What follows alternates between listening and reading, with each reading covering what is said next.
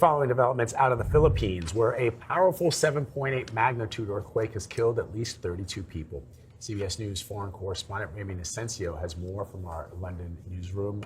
Ramy, what are we learning about this earthquake? We saw a video this morning of young children, I guess at a school, where we could see the roof of their school collapsing. What more can you tell us? Yes, absolutely. They were cowering in fear right in front of their school, and then we saw that rooftop fall down behind them. Putting this into context, Vlad, this is the biggest earthquake to hit the Philippines in 36 years. What were you doing in the year 1990? Because that was the last time a 7.8 magnitude quake hit the Philippines. The shaking started at about 7 a.m. local time. People were starting their day. Kids were starting to go to school. Most of the people who were killed were in buildings that collapsed, also debris falling on them, and then from a landslide that also kicked off. There you see a restaurant there, a famous Jollibee restaurant there, which is quite iconic in the country. 12 people, we understand, at this point are still missing. Authorities also checking into reports of students being trapped in a school that collapsed. Also today, it just happens to be the first day back to school for a lot of those students after the past couple months off on summer break. And part of the reason why we're seeing so much catastrophe here is because the epicenter of this quake was quite shallow and quite near the coast. 20 miles off the coast, about 20 miles deep. And, you know, as quakes go, when it's shallow, there's more destruction. 3 countries around the region, Philippines, Malaysia, and Indonesia, also reported potential tsunami. There were 2 reports of actual tsunami up to 3 feet, but no deaths or injuries reported there. And then there were more aftershocks, actually, series of them, the biggest magnitude 6.5. And right now, classes in the region are suspended. About 3 million students, we understand, have been affected by that, too. Just terrifying moments for those students and everyone in the region. Ramy, thank you so much. As you can see, everything looks like it's shaking. Something just fell.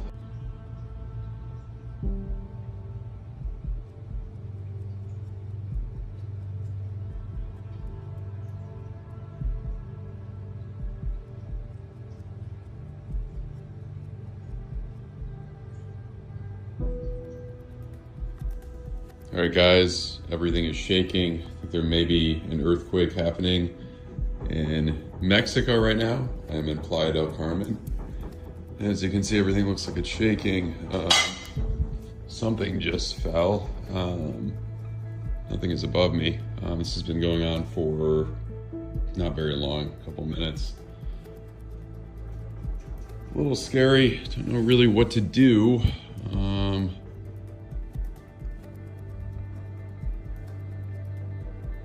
Yeah, when I was in earthquakes in LA, they didn't last this long, so yeah, this is not an ideal situation. I think it's stopping though.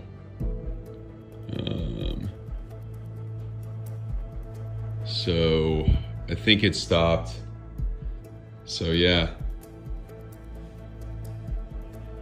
Hopefully, fingers crossed, hopefully that's it. I don't see the pool, that rooftop pool isn't, or that rooftop pool being built isn't shaking anymore, so yeah. A major earthquake hits a Venezuela airport.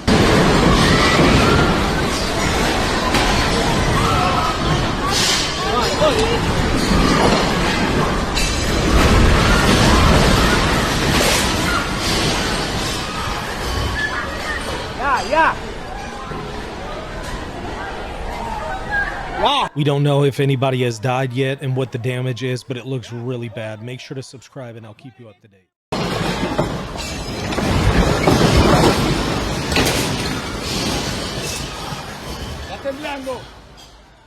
A 7.1 magnitude earthquake rocking Venezuela, and separate quakes reported in California and Japan. I want to show you some of the video. We are just now getting into it. These chaotic moments on the streets of Caracas, dust filling the air after the capital there in Venezuela felt that intense shaking. You see people walking around, some of them looking confused. A baseball game coming to a halt, people running for safety. You see the light fixture up there swaying, people running for safety to the center of the field. Just hours before that, we saw a 5.6 quake hitting Northern California, knocking shelves of food to the ground, We're also following a 6.9 quake in Japan with tsunami advisories in effect there. There's a lot going on, lot to watch. We've got Bill Karen standing by. But I want to start with Aaron Gilchrist joining us now, because it seems that the most significant of these is the one that just happened late today in Venezuela. Aaron, what do we know about the possibility of any injuries, about how people are doing there? Yeah, less than an hour ago this happened, Hallie, and at this point there aren't any reports about any serious injuries or any major damage having happened here, but obviously a 7.1 magnitude earthquake is a major earthquake, and this was one that happened a little after 6 o'clock Eastern time, apparently in the northwestern part of Venezuela, so putting it very much near the coast of Venezuela, the Caribbean coast of Venezuela. There are reports that there could have been some of the shaking felt in parts of Colombia, and as you've been saying, this video that we're seeing now out of the Caracas area, which is more than 100 miles away from where we believe the epicenter of this earthquake was, and still we see the shaking. You see people who felt that shaking running into the streets, getting reports about buildings with cracks potentially in some of these buildings. We've been hearing reports about bottles being knocked off of shelves in stores in this area, and obviously people very much concerned about their safety, running into the streets, trying to get to safe spaces, potentially to open spaces in case there were any buildings that might collapse. And again, at this point, an hour after this earthquake happened, we are not getting any reports about any buildings that have collapsed or seen any major damage, or any reports about people having been injured. Hallie, there are alerts that have been posted by the National Weather Service in this country about the potential for tsunamis in this area. An earthquake of this magnitude near the coast could potentially send waves to neighboring islands, into the Caribbean Netherlands, into Aruba. There are reports about advisories at least being posted for Puerto Rico and the U.S. Virgin Islands to be on the lookout for potentially tsunami waves. Hallie. Aaron Gilchrist, we'll look to see if we get more video coming into us, too. I know our teams are on top of that. Aaron. 3 separate earthquakes in 3 countries today, including one here in the United States. The most recent tonight off the coast of Venezuela. 2 back-to-back earthquakes, magnitude 7.2 and 7.5. They struck about 100 miles west of Caracas. This is video of search and rescue crews going through collapsed buildings there. People describe buildings swaying and walls collapsing. Some areas lost cell phone service, so calling for help or calling family members is difficult. Right now, the airport is closed, and at this point, no updates from the government on the number of injuries or fatalities. Another earthquake tonight struck Japan. This one had a magnitude of 6.9. A camera was rolling and shaking as that earthquake hit. It struck off the coast of Honshu, which is Japan's main island. There have been strong earthquakes recently in the area. There are no reports of any injuries or damage in Japan, and officials say there is no danger of a tsunami. And we have new video of an earthquake today in Northern California. The epicenter near the town of Willits, about 140 miles north of San Francisco. Thousands of people left without power, and authorities encouraged people to stay off the roads so emergency crews and workers could get by. There were reports of some people injured.